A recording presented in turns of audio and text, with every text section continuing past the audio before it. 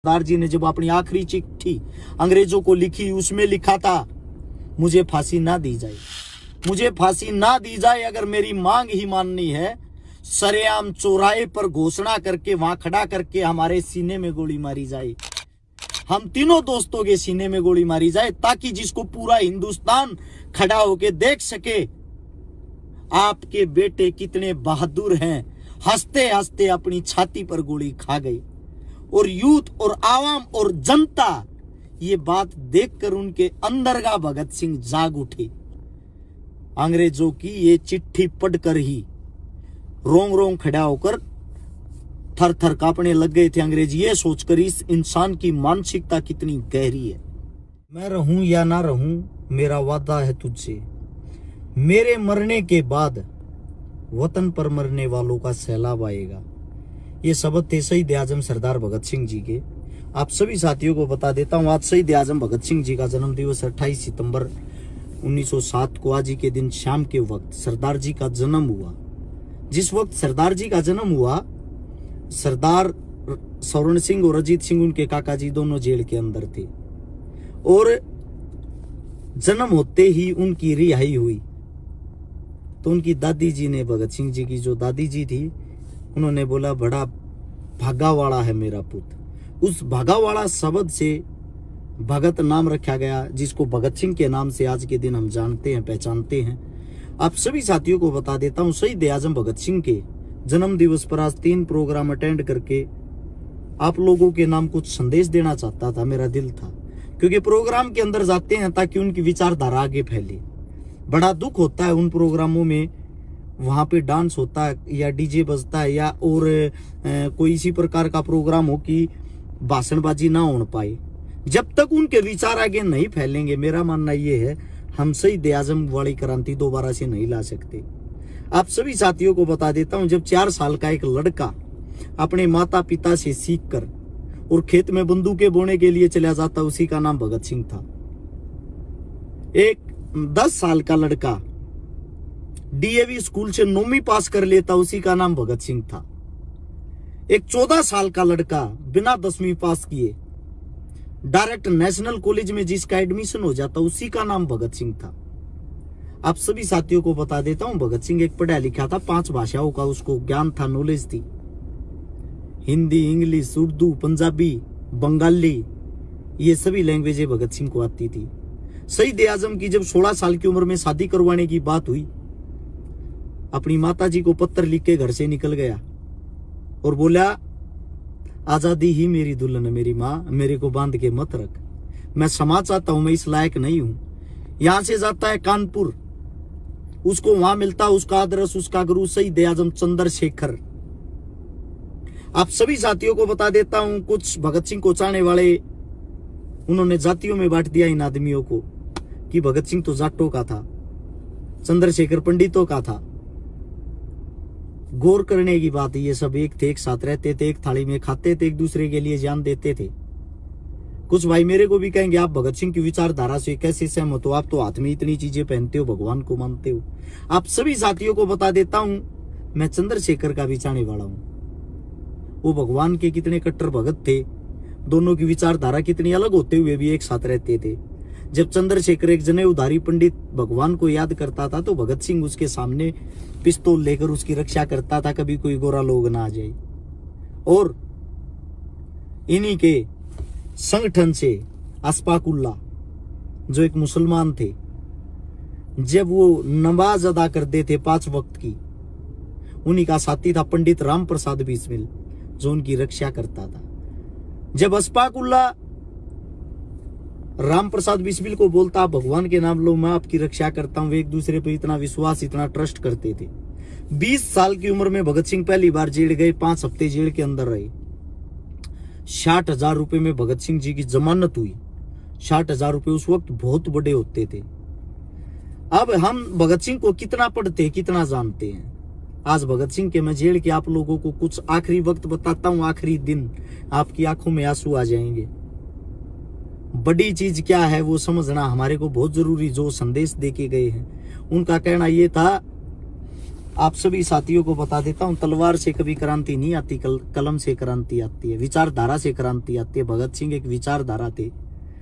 23 मार्च 1931 जो शहीदी दिवस था, जिस दिन फांसी दी गई, वो फांसी का सही समय नहीं था। 24 तारीख को फांसी दी जानी थी, 24 मार्च को, लेकिन 23 को क्यों दी गई?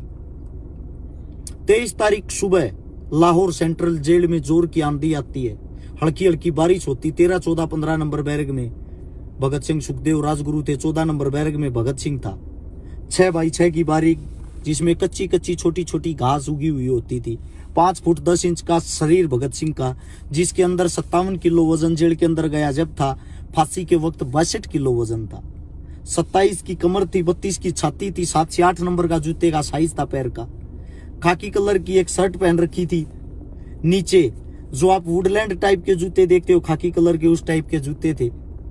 सरदार जी बैठे हुए थे, विश्राम कर रहे थे। उसके पास में कच्चा मटका रखा हुआ था पानी पीने का। उनका वकील वहां एंट्री करता, वकील आता है। वकील आते ही भगत सिंह की आंखों में देखता है, बताता शेर की तरह भगत सिंह इधर उधर बैरक में घूम रहा था अपनी। उनको बोलता है, क्या आप मेरी किताब लाए? भगत सिंह बोलता है, क्या आप मेरी किताब लाए? यानी कि उस वक्त भी उनके दिल में पढ़ने की एक उम्मीद, एक जिज्ञासा थी, ताकि वो समाज को कोई संदेश दे सके। उनके पिताजी ने भी एक बार कहा था, बेटा माफी मांग लो, आपको राहत मिल जाएगी, उम्र कैद हो जाएगी, फांसी नहीं होगी। अपने पिता को शहीद आजम ने कहा था, सरदार जी, सरदार असरदार होता है, आप सरदार होके कैसी बातें कर रहे हो? मैं चिट्ठी जरूर लिखूंगा, लेकिन चिट्ठी वो लिखूंगा अंग्रेजों को कि आपको भी पढ़ के गर्व होगा। सरदार जी ने जब अपनी आखिरी चिट्ठी अंग्रेजों को लिखी, उसमें लिखा था, मुझे फांसी ना दी जाए, मुझे फांसी ना दी जाए। अगर मेरी मांग ही माननी है, सरेआम चौराहे पर घोषणा करके, वहां खड़ा करके हमारे सीने में गोली मारी जाए, हम तीनों दोस्तों के सीने में गोली मारी जाए, ताकि जिसको पूरा हिंदुस्तान खड़ा होके देख सके, आपके बेटे कितने बहादुर हैं। हंसते हंसते अपनी छाती पर गोली खा गए। और यूथ और आवाम और जनता ये बात देखकर उनके अंदर का भगत सिंह जाग उठे। अंग्रेजों की ये चिट्ठी पढ़कर ही रोंग रोंग खड़ा होकर थर थर कांपने लग गए थे अंग्रेज, ये सोचकर इस इंसान की मानसिकता कितनी गहरी है। जब जो आखिरी वक्त था, आखिरी दिन था जेल के अंदर का, जेल का नाई बरकत सिंह गेट बंद करता हुआ आता, ओए आज मेरा भगता नहीं रहेगा, ओए ये अंग्रेज लोग उसको खा जाएंगे। ये बातें बोलते बोलते सबका गेट बंद करता, सबको अंदर हो जाओ, अंदर हो जाओ करता है। कुछ ही टाइम बाद गोरे लोगों की टीम आती है वहां, पुलिस वालों की। उनको भी पता लगा कि आज आप लोगों का आखिरी दिन है, क्योंकि उनका वकील भी बताता, भगत सिंह आज आप लोगों का आखिरी दिन है, क्या कुछ चाहते हो? भगत सिंह के आखिरी शब्द थे, इंकलाब जिंदाबाद, साम्राज्यवाद मुर्दाबाद। इन्हीं शब्दों के साथ वो अपने आखिरी शब्द बोलता है। और जेल के बाहर लाखों की भीड़ में आवाम जनता थी। अगर एक ईंट एक आवाम एक जनता उठाती तो शायद वो जेल का नामो निशान तक नहीं होता और वे शेर हमारे बीच में जीवित और जिंदा होते। लेकिन यही होती है गुलामी। जब हम किसी चीज पर बोलते हैं, आप लोगों को कुछ दिखाते हैं, सिखाते हैं, हमारी खिलाफत हमारे ही भाई करते हैं या बैठ के तमाशा देखते हैं। वो सीखते नहीं है कि ये लोग आप लोगों के लिए लड़ रहे हैं, आप लोगों के लिए जान हथेली पे लेकर घूम रहे हैं। हमने उसी शहीद आजम से सीखा बेबाक बोलना, उसी को पढ़ के सीखा है। जो करना है वो समाज को, भाईचारे को, हिंदुस्तान को जोड़ने का काम करना, तोड़ने का नहीं। उस वहीं से जब शहीद आजम भगत सिंह, जिनकी आखिरी ख्वाहिश थी, जिनका मलमूत्र साफ करता था भोगा, जो भंगी था, भोगा भंगी प्यार से बोलते थे उसको। उस वक्त भी ये माना जाता था कि ये दलित समाज से है। उस टाइम भी ऊंच नीच का बड़ा भेदभाव था। और भगत सिंह जी का इतना बड़ा दिल था, उसकी आखिरी ख्वाहिश थी, वो भोगे को प्यार से बेबे कहता था। बेबे क्यों कहता था? जब मैं कम उम्र का था, मेरा मलमूत्र मेरी बेबे साफ करती थी। बेबे पंजाबी में माता जी को बोलते हैं। और बोगे तू मेरे लिए मेरी बेबे है, मेरा मलमूत्र साफ करता है। मेरी आखिरी ख्वाहिश है कि तू मेरे लिए रोटी लेके आए और मैं तेरे हाथ का निवाला खाऊं। वो बोगा भी जेल के बाहर खड़ा खड़ा इंतजार कर रहा था कि मेरे भगते को खाना खिलाना। ओए ओए कमीनों, कम से कम मेरी तो एंट्री करवा दो अंदर, मेरे को तो आने दो। वो गेट पीट रहा था, रो रहा था, मेरे भगते को आखिरी निवाला मेरे हाथ का खाना, ओए वो तो खाने दो। लेकिन उसकी भी अंदर एंट्री नहीं होनी दी। ये थे शहीद आजम सरदार भगत सिंह, सबको जोड़ के चलने वाले, ऊंच नीच के भेदभाव को दूर रखने वाले। लास्ट वक्त उनको फांसी पर लेकर जाते हैं। एक कांग्रेस पार्टी का नेता अंदरबंद था जिनका नाम था सरदार सच्चर सिंह, जिन्होंने आवाज मारकर कहा, ओए भगते यार तू अपना वकील करके जिंदा भी रह सकता था, तू बच भी सकता था फांसी से।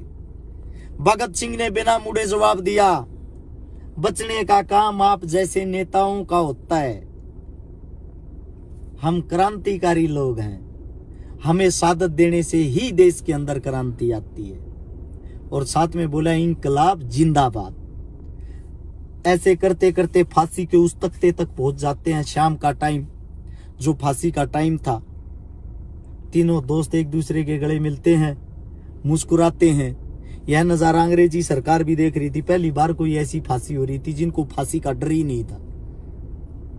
7:28 पे 23 मार्च 1931 की शाम को फांसी शुरू हुई।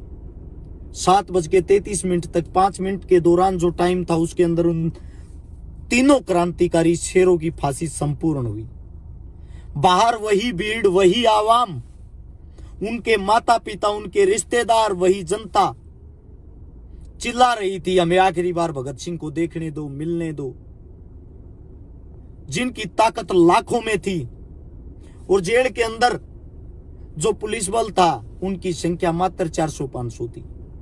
उनको पता था अगर धुआं उठा अंदर इनको जलाएंगे, बाहर की जनता को पता लग जाएगा, कभी भीड़ बेकाबू हो जाए और जेल को तोड़ ना दे। पिछले गेट को तो पिछली दीवार को तोड़ते हैं जेल की, वहां से ट्रक में भगत सिंह, राजगुरु, सुखदेव को छोटे छोटे बोटे बोटे बना के उनकी हड्डियों को, उनके पैरों को, हाथों को मोड़ तोड़ के बोरियों में भर दिया जाता है। जेल के अंदर एक ट्रक आता था जो डेली साग सब्जी लेके आता था, एक सरदार जी का। उसकी गाड़ी में उन तीनों बोरियों को भगा दिया जाता है, जैसे कोई यूज किया हुआ सामान फेंक रहे हो। उस सामान को लेकर उस ट्रक में भर के वहां से पीछे के रास्ते से जब निकालते हैं, रास्ते में जाकर ड्राइवर के दिल में भी ख्याल आया कि आज आपके साथ इतनी पुलिस और पीछे से ये ऐसे क्यों लेके आ रहे हैं। ड्राइवर बाथरूम के बहाने से नीचे उतरता है और नीचे उतर के बोलता है, एक जो हिंदुस्तानी पुलिस वाला था उसको, तू तो बता दे, तू तो अंग्रेज नहीं है, इसमें ऐसा क्या बरखा है कि पीछे से लाना पड़ा। वो चिल्ला के बताता है, चुपचाप अपना काम कर ले, अगर मैं बता दूंगा तो मेरे को भी मार देंगे। ड्राइवर के दिल में ख्याल आया, कुछ न कुछ दाढ़ में काढ़ा है। उसने दोबारा से पूछने की कोशिश की तो धीरे से बता, इसमें भगत सिंह, राजगुरु, सुखदेव का पार्थिव शरीर है। यह सुनकर ट्रक वाले के रोंगटे खड़े हो गए। बाथरूम के बहाने से नीचे उतर गया, पहाड़ी से नीचे जाकर गांव वालों को बता दिया कि मेरे ट्रक में ऐसे ऐसे है। वहां से सभी जगह संदेश पहुंच गया। सभी जगह संदेश पहुंचते पहुंचते वो उनको नदी के किनारे पर लेकर गए, जहां भीड़ आ जाती है, गांव आ जाता, इकट्ठा हो जाता। इस भीड़ को देखते हुए सतलुज के किनारे वहां से पुलिस प्रशासन उनको लेके जाती है, पार्थिव शरीर को। वहां जब उनको जलाने लग गई भीड़, वहां बेकाबू होकर पुलिस वालों से उन पार्थिव शरीर को जो आज जले हुए थे उनको अपने कब्जे में कर लेती है। अगले दिन पूरे लाहौर के अंदर बहुत बड़ी शोक सभा रखी गई। लगभग 10-12 किलोमीटर लंबा जुलूस निकला। सबके हाथ पर काले कपड़े थे, काली पट्टी थी। उनका अंतिम संस्कार किया गया हिंदू रीति रिवाजों के दौरान। वहां उनके आखिरी समय में मौलाना साहब ने, हिंदू समाज के पंडित ने, सिख समाज के सरदार जियों ने मिलके उनका अंतिम संस्कार करवाया गया। अंतिम संस्कार के बाद सबकी आंखों में आंसू थे। ये दिन था 24 मार्च का। बड़ा दुख और दुर्भाग्य है इस देश का। आज आप क्या सोचते हो, आजादी मिल गई? जो उनका सबसे बड़ा, जिसको आदर्श मानते थे, जो गुरु था, इनकी जो कम्युनिटी थी उसका नाम था हसरा, हिंदुस्तान सोशलिस्ट रिपब्लिक एसोसिएशन। ये इनका एक संगठन था। उस संगठन का जो मालिक था पंडित चंद्रशेखर आजाद, उनकी जो माता जी थी, इन्होंने आपस में कसम खाई थी, मरेंगे साथ, जिएंगे साथ, अगर आजाद हो गए तो आजादी का मजा चखेंगे साथ। इन्होंने कसम खाई थी, अगर हमारे में से कोई नहीं रहा तो उनके परिवार को रहने वाला साथी संभालेगा। 47 में आजादी के बाद एक सदाशिव नाम का साथी चंद्रशेखर का जेल के बाहर आता है, जो चंद्रशेखर की माता जी को ढूंढना शुरू कर देता। पता लग जाता कि अभी वो जीवित है, माता जगरानी देवी। वो दर दर की ठोकर खा रही थी, लोग आगे खेता में जा जाके लकड़ी तोड़ तोड़ कारे पर लकड़ी घेरे आरती उड़े तो उसने 2 वक्त की रोटी मिल लिया आरती। अकेली थी, उसको लोग ये भी कहते थे, चोर की मां यहां मत घुस जाना। वो प्यार से चंद्रशेखर को चंदू कहती थी, मेरा चंदू चोर नहीं था, मेरे चंदू ने इस देश के लिए शहादत दी, आप ऐसे कैसे कह सकते हो। 47 के बाद